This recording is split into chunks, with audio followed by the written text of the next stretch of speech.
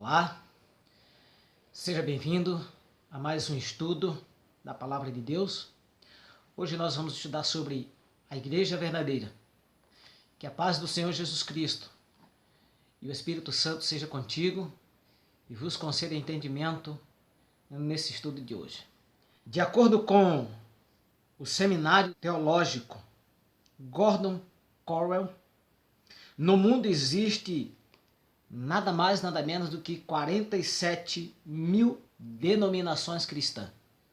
E todas elas dizem seguir a Cristo. Porém, as contradições doutrinárias que existem entre elas, fica claro que muitas delas não entendem corretamente a Bíblia. No entanto, o melhor critério para decidir se a igreja é a igreja verdadeira, se ela segue os ensinamentos de Jesus Cristo transmitidos na Bíblia. Não é pertencer à igreja que você se sente bem, em que seus amigos estão lá, em que seus familiares fazem parte. Muitos estão nas igrejas dessa forma, porque os seus pais, os seus avós já pertenciam a essas igrejas. Porém, a Bíblia apresenta duas igrejas, uma falsa e uma verdadeira. E você só precisa conhecer a igreja verdadeira. É como uma cédula de dinheiro. Você não precisa conhecer a cédula falsa. Você precisa conhecer apenas as características da cédula verdadeira. E assim é com a igreja. A Bíblia não diz o nome da igreja. Ela mostra as características da igreja. Então vamos ver nesse estudo quais são as características da igreja verdadeira. E a nossa primeira pergunta do nosso estudo de hoje: que grande sinal João viu no céu? Apocalipse capítulo 12 e o verso 1. Viu-se grande sinal no céu, a saber, uma mulher vestida de sol, com a lua debaixo dos pés e uma coroa de 12 estrelas na cabeça. Que imagem, né? Uma mulher vestida de sol, com a lua debaixo dos pés, com 12 estrelas numa coroa em sua cabeça. Mas o que isso significa? Na profecia, a mulher pura, certo? Em profecia, mulher significa igreja, de acordo com Isaías 54, verso 1, Jeremias 6, 2, 2 Coríntios 11, 2 e Efésios 5, 22 e 24. Essa imagem representa a igreja verdadeira. O sol simboliza a glória de Deus, a lua, que reflete a luz do sol, representa o sistema de sacrifício do Antigo Testamento, que refletia a obra de Jesus. As 12 estrelas na coroa simboliza as 12 tribos de Israel e os 12 apóstolos.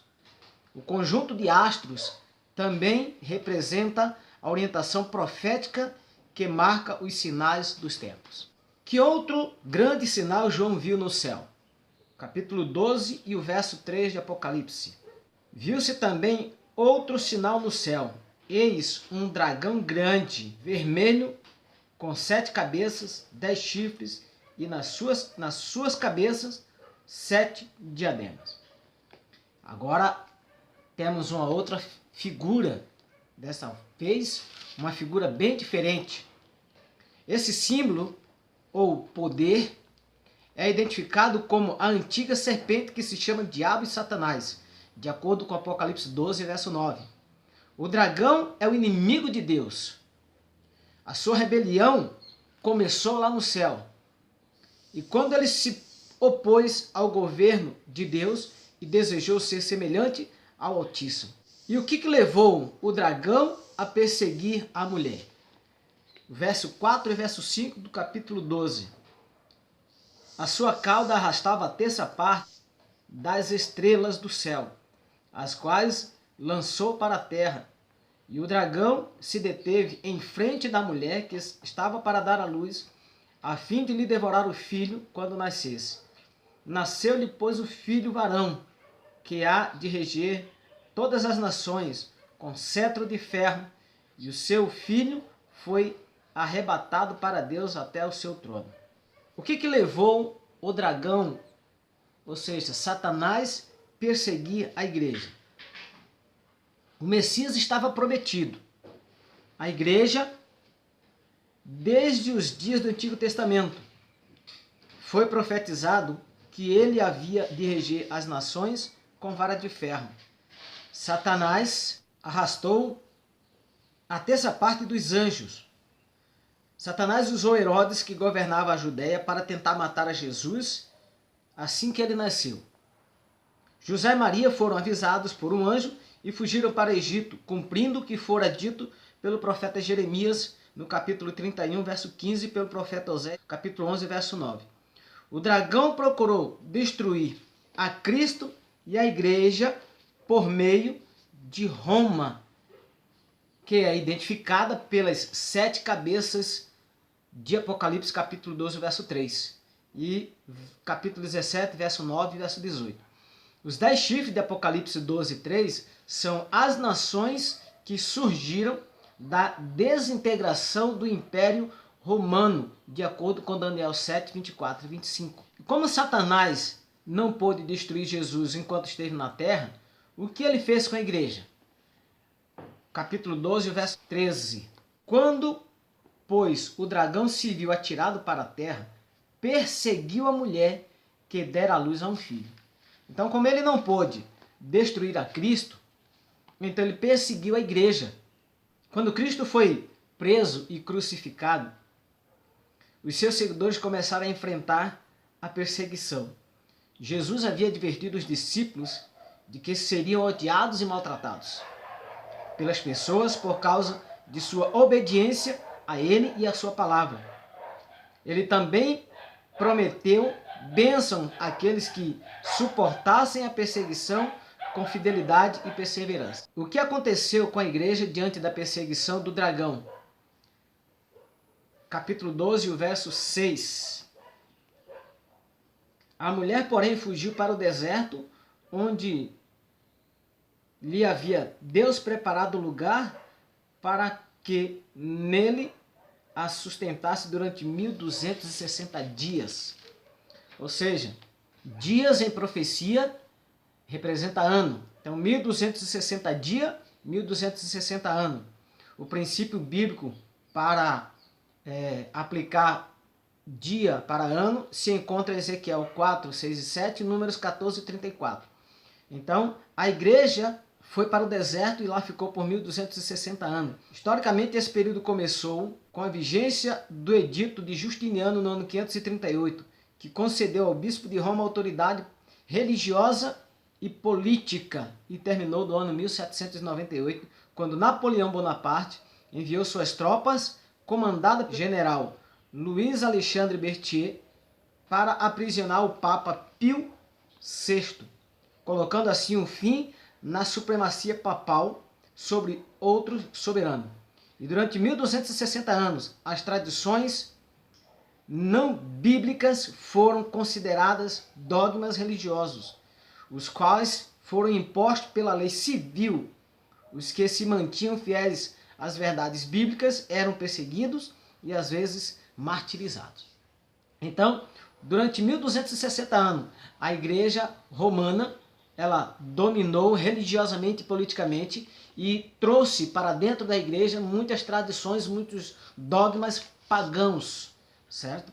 E aqueles que não seguiram as ordens da igreja romana foram perseguidos, foram mortos, certo? Pela igreja. E quais são as características determinantes da igreja verdadeira? Aqui é o ponto-chave, é o ponto central desse estudo. Tá? As características da igreja verdadeira. Apocalipse capítulo 12 e o verso 17. Irou-se o dragão contra a mulher e foi pelejar com os restantes da sua descendência, os que guardam os mandamentos de Deus e têm o testemunho de Jesus, e se pôs em pé sobre a areia do mar. Perceberam? Aqui no versículo, a Bíblia apresenta duas características da igreja verdadeira. Diz o texto que o dragão, quem é o dragão? Satanás, irou-se contra a mulher, ou seja, contra a igreja. Por que Satanás irou-se contra a igreja? Qual é a característica dessa igreja? Ela guarda os mandamentos de Deus e ela tem o testemunho de Jesus. Estas são as duas características da igreja verdadeira. A igreja verdadeira ela é caracterizada pela fé em Jesus Cristo como um único e suficiente Salvador e pela obediência a todos os mandamentos, aos 10 mandamentos ensinados na Bíblia. Também ela tem o testemunho de Jesus. O testemunho de Jesus, de acordo com Apocalipse 19, verso 10, é o espírito da profecia, ou seja, a manifestação do dom profético para reafirmar a correta doutrina sobre Jesus Cristo. Além disso, o movimento guiado por Deus no tempo do fim para conduzir as pessoas às verdades bíblicas negligenciadas reconhecem que, a partir de 1844, Cristo iniciou a purificação do santuário celeste, obra que antecede o seu retorno a esta terra.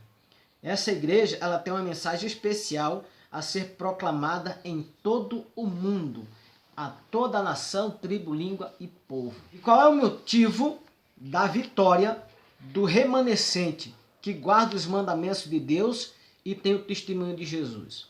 Capítulo 12 de Apocalipse, o verso 11.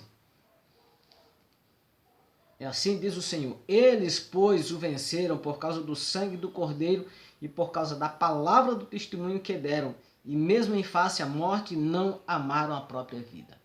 Então, o motivo da vitória foi o sangue de Jesus Cristo. Assim como no Êxodo, quando os israelitas escaparam do Egito, depois que passaram sangue do Cordeiro no portal, né? Vocês sabem que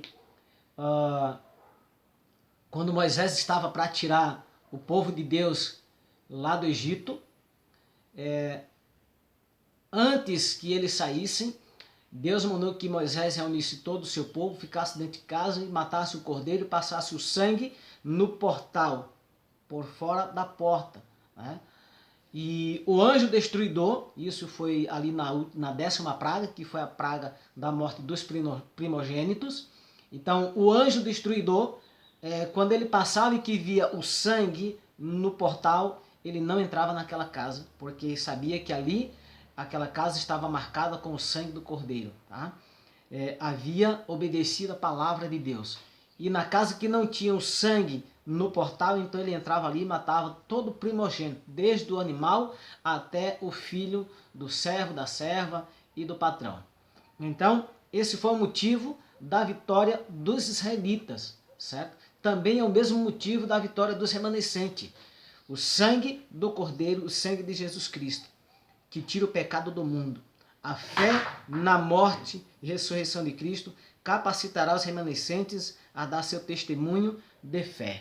Qual é a vontade de Cristo com relação àqueles que ainda não fazem parte da igreja verdadeira?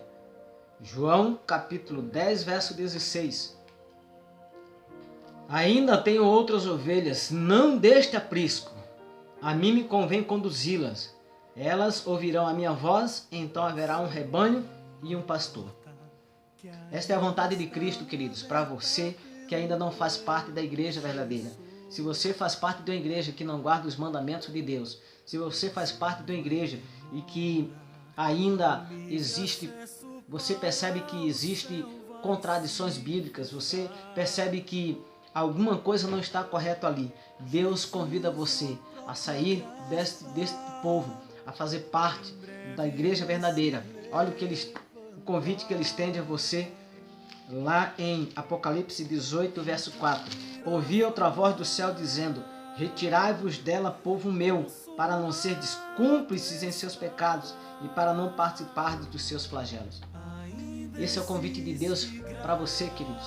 O convite de Deus para fazer parte da sua igreja, fazer parte do seu povo.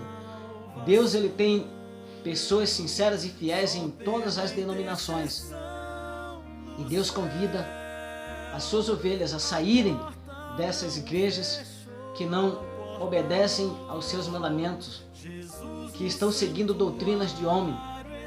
Por incrível que pareça, querido, Satanás, ele usa a Bíblia para enganar as pessoas.